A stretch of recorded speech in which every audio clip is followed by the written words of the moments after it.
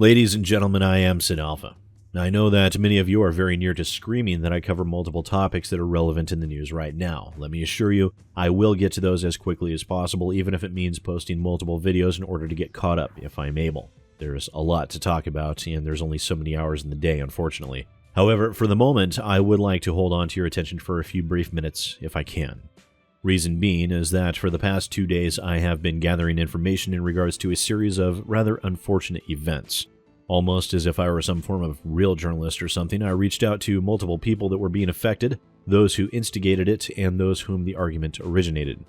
And while I have been waiting for some pieces of information, I felt that I had enough of the pieces of the puzzle to at least relate what has been going on and why.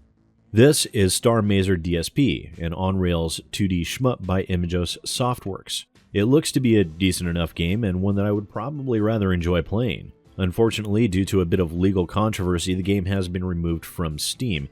The source of the legal controversy surrounds the musician responsible for either some of or all of the game's soundtracks. Alex, the musician, has produced musical scores for a number of known games such as Need for Speed, The Simpsons, and Spy Hunter.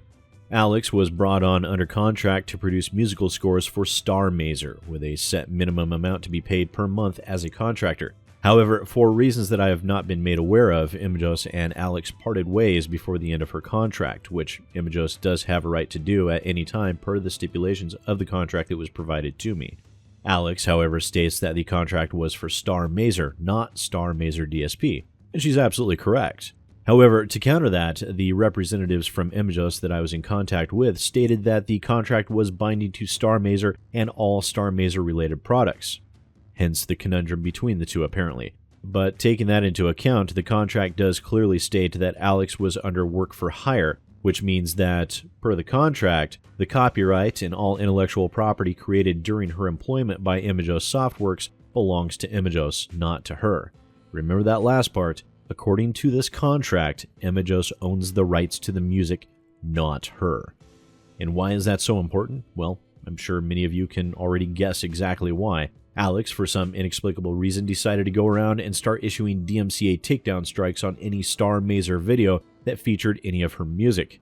Temi Noko, a smaller YouTuber with a little over 1,000 subscribers, received 2 DMCA strikes by Alex, nearly wiping her channel off the face of the map in one fell swoop. The same happened to Lord Croco Squirrel, a fellow games critic, YouTuber, member of Guardians of Greenlight, and also a personal friend, received 2 copyright strikes for his videos regarding Starr Mazer as well, again nearly wiping out his channel in one fell swoop. This is far more dangerous for a channel like his, as he deals with asset flippers and scum developers just like both myself and Jim Sterling. That puts the content that he creates in a much higher threat plane for an attack by worthless asset flippers, and now he has absolutely no margin for error. The risk that he's now under with nearly every video he puts out is massive, and YouTube is not kind when it comes to these issues.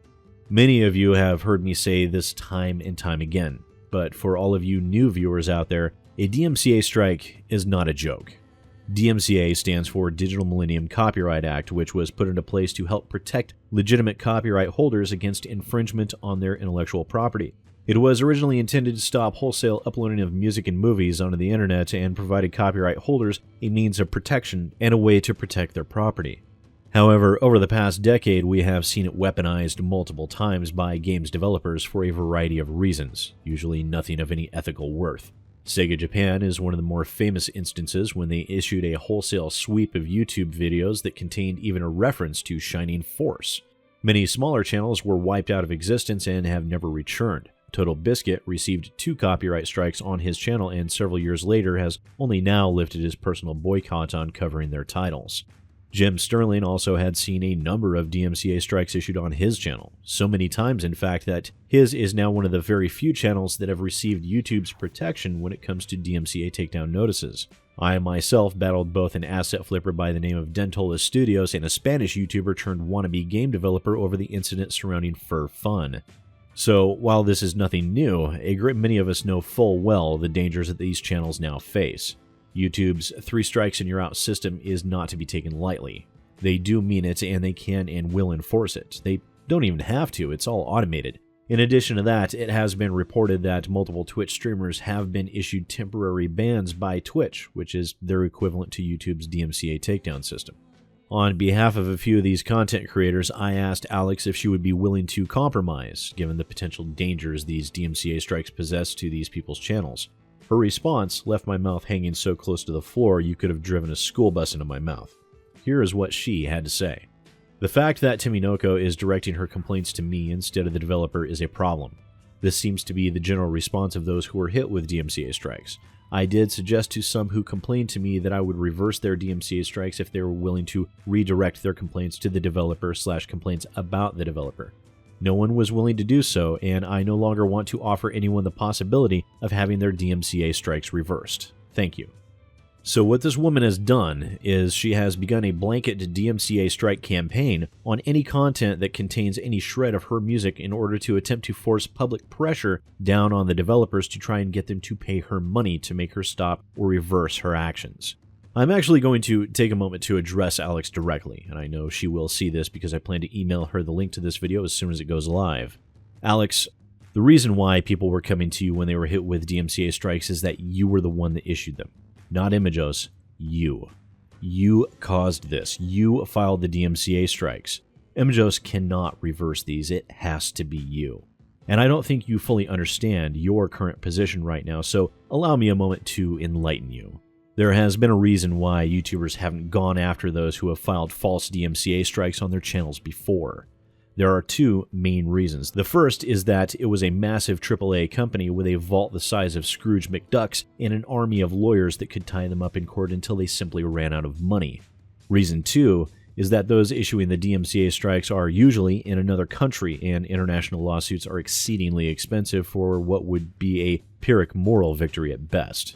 However, in your case, you live in the US, which would make things extremely easy for someone like Lord Croco Squirrel or any of the other content creators you've blindsided with this to file a civil suit against you once they have processed a successful counterclaim. Reason being is that filing a fraudulent or frivolous DMCA strike is perjury according to US law, and as such, you could be tried in the state that they live in, not yours. So, you at best hope and pray that you win this battle against Imagos, because what you have done is open the door wide for YouTubers to be able to set a legal precedent when it comes to these DMCA strikes. Even then, for content creators whose work is transformative, as is the case with Lord Croco Squirrel, he is still protected by fair use, which would render your DMCA strike fraudulent. So, good luck with all of that, Alex. In your quest to combat Imagos, you have unwittingly placed yourself in a potential world of legal hurt.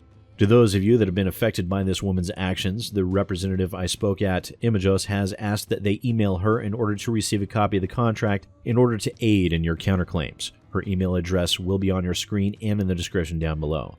And for everyone else, please do spread the word.